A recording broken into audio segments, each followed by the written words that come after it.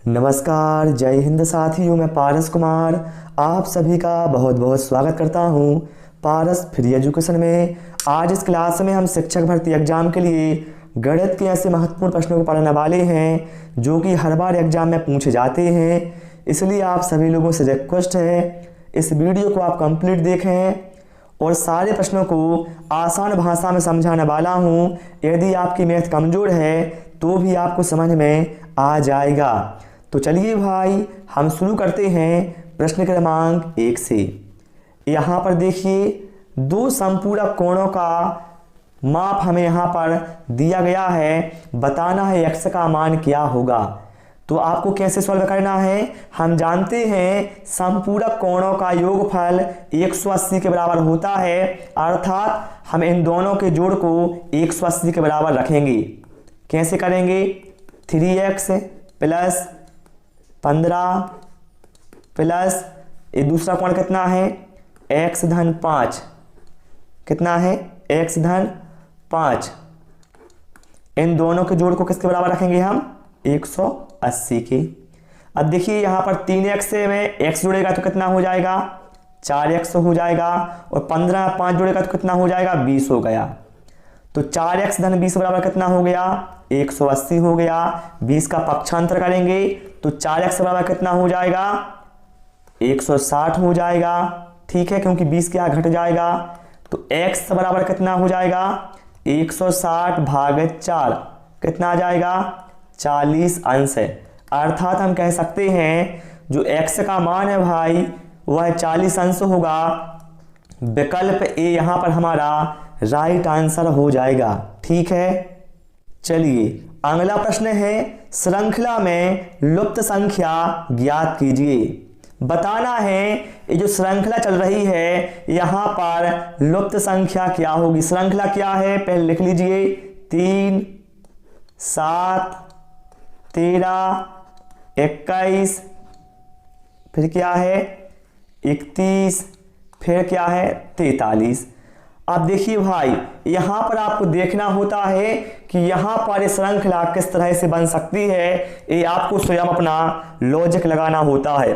देखिए यहाँ पर यदि हम 3 को देखें तो 3 का मतलब क्या है 2 का वर्ग ऋण 1, मतलब 2 का वर्ग कितना होगा 4, और 4 में से 1 जाएगा तो मिलेगा हमें कितना 3। फिर यहाँ पर देखिए यहाँ पर क्या होगा 3 का वर्ग ऋण 2 होगा। ठीक है, 3 का वर्ग कितना 9, 9 में से 2 गया 7, बिल्कुल सही है। तो यहाँ पर क्या होना चाहिए, यहाँ पर होना चाहिए 4 का वर्ग ऋण 3, यहाँ पर क्या होना चाहिए 5 का वर्ग ऋण 4, यहाँ पर क्या होना चाहिए 6 का वर्ग ऋण 5, यहाँ पर क्या होना चाहिए 7 का वर्ग ऋण 6। ठीक है, तो इसके बाद क्या आएगा 8 का वर्ग ऋण 7 आएगा ना। क्या आएगा इसके बाद 8 का वर्ग ऋण 7। तो 8 का वर्ग कितना हो गया 64 हो गया, और ऋण 7, 64 में 7 गया कितना आ गया 57 आ गया। अर्थात यहाँ पर जो विकल्प सी है हमारा राइट आंसर हो जाएगा। देखिए साथियों जब संख्या क्या है बहुत अधिक वृद्धि कर, जैसे यहाँ पर 3 से 7 हो गया, 7 से 13 हो गया, तो यहाँ पर क्या है अधिकांशतः वर्ग वाला ठीक बैठता है। जब संख्याएं बहुत तीव्र गति से आगे बढ़ती हैं, जैसे यहाँ पर 3 से सीधा 2 गुना हो गया 7, 7 से 2 गुना कितना हो गया 13। ठीक है, चलिए भाई इसके बाद हम अगला प्रश्न लेते हैं। और सभी लोगों से रिक्वेस्ट है भाई वीडियो पसंद आए वीडियो को आपको लाइक करना है, और यदि आप पहली बार हमारे चैनल पर आए हैं तो चैनल को भी जरूर सब्सक्राइब कर लें। कहा गया है 21 सेंटीमीटर त्रिज्या के एक गोले को पिघलाकर 2 सेंटीमीटर भुजा के कितने घन बनाए जा सकते हैं। यहाँ पर साथियों आप संख्या कैसे निकालेंगे, गोले के आयतन में आपको घन के आयतन से भाग देना होगा, तो आपको पता चल जाएगा कितने घन बनेंगी। तो सबसे पहले हम क्या करते हैं गोले का आयतन निकालते हैं। क्या निकालेंगे हम गोले का आयतन निकालेंगे। गोले का आयतन कैसे निकलेगा भाई, हम जानते हैं 4/3 पाई r घन, ये होता है गोले के आयतन के लिए सूत्र। तो इसमें मान रख दीजिए 4/3, पाई का मान कितना होता है 22/7 होता है। r गोले की त्रिज्या कितनी है 21, इसका ऊपर 3 की घात लगाएंगे, मतलब क्या हो जाएगा 21 गुणित 21 गुणित 21। ठीक है, क्लियर हो गया ना। अब क्या करेंगे हम 7 से 21 को काटेंगे, 7 एकम 7, 7 3 21। फिर क्या है, इस 3 से इस 3 को काट देंगे, तो क्या बचा हमारे पास 4 गुणित 22 गुणित 21 गुणित 21। बस इसको इतना ही रहने दो। ये हमारे पास क्या आ गया है, गोले का आयतन आ गया है। इसमें हम क्या करेंगे, घन के आयतन से भाग देंगे तो पता चल जाएगा कितने घन बनेंगे। तो इसमें भाग दीजिए भैया घन के आयतन से। घन की भुजा कितनी है, 2 सेंटीमीटर है, तो इसका आयतन क्या होता है, भुजा के ऊपर 3 की घात लगाते हैं तो घन का आयतन निकल आता है। मतलब क्या होगा घन का आयतन, 2 गुणित 2 गुणित 2, ये होगा ना घन का आयतन। अब क्या करो आप, इसको क्रॉस कर दो, 2 एकम 2, 2 दूनी 4, 2 से इसको काट दो, फिर 2 एकम 2, 2 11 22। कितना बचा हमारे पास, 11 गुणित 21 गुणित 21। ठीक है, तो 11 21 का गुणा 21 में हुआ तो कितना हो गया, 441। 11 गुणित 441 कितना हो जाएगा, जब आप साथियों का गुणा करेंगे तो आपको मिलेगा 4851। अर्थात हम कह सकते हैं जो 21 सेंटीमीटर त्रिज्या का गोला है, इसको पिघलाकर भैया 2 सेंटीमीटर भुजा के 4851 घन बनाए जा सकते हैं। विकल्प बी हमारा यहां पर क्या है, राइट आंसर हो जाएगा। समझ गए ना। चलिए भाई, इसके बाद हम अगला क्वेश्चन लेते हैं। अब यहां पर देखिए संख्या है, इसमें क्या है, 6 का स्थानीय मान निकालना है। फिर जो स्थानीय मान आएगा उसमें आपको भाग देना है सबसे छोटी अभाज्य संख्या से। तो देखिए भाई, आप यहां पर दशमलव देखकर घबराइए मत, किसका स्थानीय मान कैसे निकलेगा। आपको निकालना है किसका स्थानीय मान, 6 का स्थानीय मान, जो कि दशमलव से पहले है। तो आपको दशमलव से भाई कोई मतलब नहीं है, तो आपको क्या करना है, 6 का स्थानीय मान कैसे निकालोगे, 6 लिखोगे और यहां पर देखें आप 6 के बाद कितने अंक हैं, तो यहां पर 2 अंक है, 2 जीरो। ये हो गया हमारा 6 का स्थानीय मान। इसमें भाग देना है किससे, सबसे छोटी अभाज्य संख्या। बहुत सारे साथी सोचते हैं सबसे छोटी अभाज्य संख्या 3 होती है, या फिर कुछ साथी सोचते हैं 1 होती है। लेकिन ध्यान रखिएगा, आप अपने दिमाग में एक बार बिठा लो, सबसे छोटी अभाज्य संख्या 2 होती है।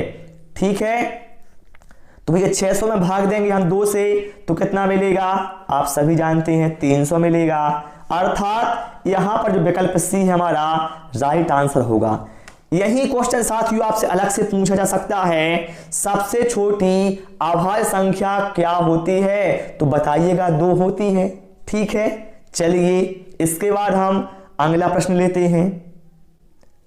आप देखिए यहां पर प्रश्न क्रमांक 5 में क्या कहा गया है, निम्नलिखित में से कौन सी संख्या 3 से पूर्णतः विभाज्य नहीं है। 3 से पूर्णतः विभाज्य नहीं है। ध्यान रखिएगा, 3 से विभाज्य होने के लिए एक तरीका है कि उस संख्या के जो अंकों का योगफल है वह 3 से विभाज्य होना चाहिए। ठीक है, यहां पर यदि हम जोड़ें 1 और 9 कितना हो गया, 10, 10 और 2 12, 12 और 1 13, 13 और 5 18, अंकों का योगफल कितना आया 18, 18 भाग देंगे 3 से चला जाएगा पूरी बार, मतलब ये क्या है 3 से विभाजित है। यहां पर देखें 1 और 1 2, 2 और 3 5, 5 और 6 11, 11 और 2 13, 13 और 8 21, 21 में 3 से भाग देंगे चला जाएगा भाई, मतलब ये संख्या भी क्या है 3 से विभाज्य हो जाएगी। यहां पर देखें 1 और 2 3, 3 और 6 9, 9 और 8 17, 17 और 9 26, 26 3 29। भैया क्या 29 में 3 से भाग जाएगा पूरी बार, नहीं जाएगा। अर्थात हम कह सकते हैं जो विकल्प सी में यहां पर संख्या दी हुई है ये 3 से पूर्णतः विभाज्य नहीं हो सकती, यही अपना राइट आंसर हो जाएगा। चलिए हम यहां पर विकल्प डी को भी चेक कर लेते हैं। 1 और 3 4, 4 और 4 8, 8 5 13, 13 और 7 20, 20 7 27, कितना है 27, 27 में भाग जाएगा 3 से, बिल्कुल भाई। ठीक है, अर्थात यहां पर जो केवल विकल्प सी में ऐसी संख्या है जिसमें 3 से पूरी बार भाग नहीं जाएगा। चलिए भाई इसके बाद हम अगला क्वेश्चन लेते हैं। एक आयताकार मैदान का परिमाप 1.05 किलोमीटर है। यदि मैदान की चौड़ाई 175 मीटर है तो मैदान की लंबाई क्या होगी। यहाँ पर आप देखें जो आंसर आपको दिए हैं वह क्या है, मीटर में दिए हैं, और चौड़ाई भी क्या है यहाँ पर हमें मीटर में दी हुई है। तो हम क्या करेंगे, जो यहाँ पर परिमाप दिया है हमारे लिए, परिमाप कितना दिया है यहाँ पर हमें 1.05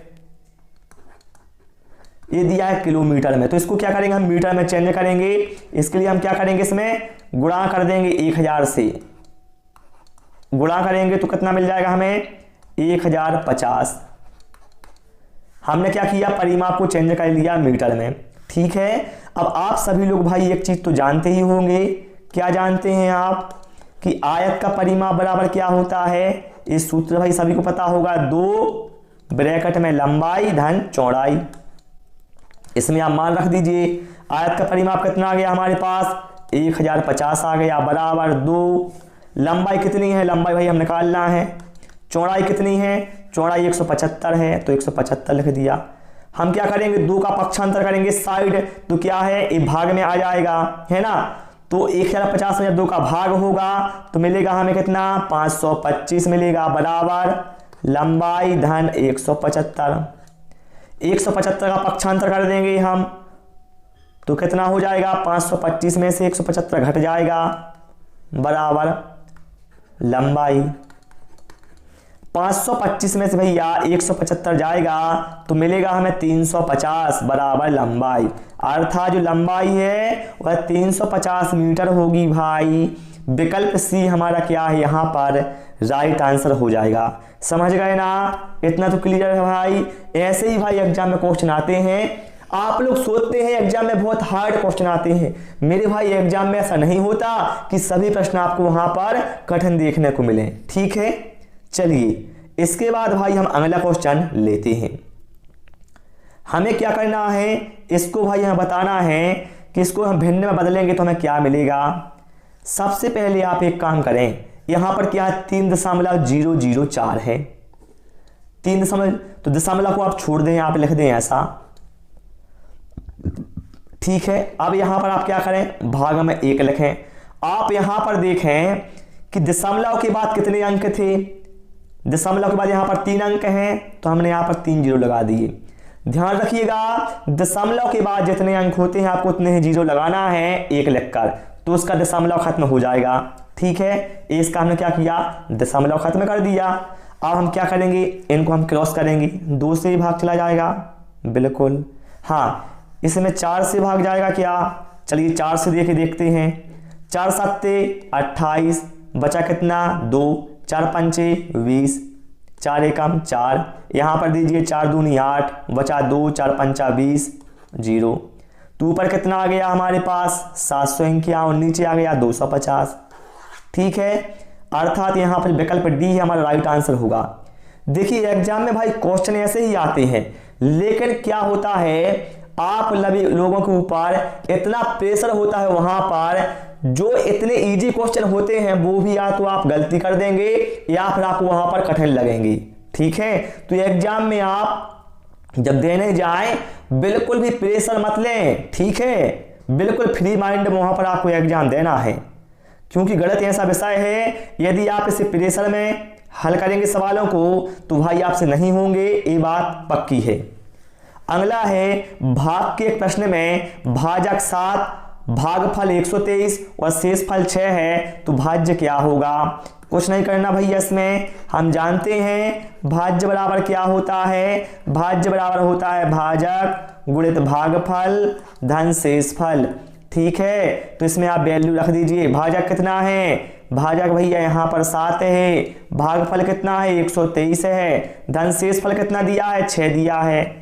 चलिए गुणा करिए 7 का 123 में, 7 3 21 का 1 हासिल लगा 2, 7 दूनी 14 और 2 16, 16 का 6 आया, बचा हासिल लगा 1, 7 एकम 7 और 1 8, 861 धन 6 कितना हो गया 867 हो गया। अर्थात यहां पर जो विकल्प ए है हमारा राइट आंसर हो जाएगा। ठीक है, विकल्प ए यहां पर हमारा क्या है, राइट आंसर हो जाएगा भाई।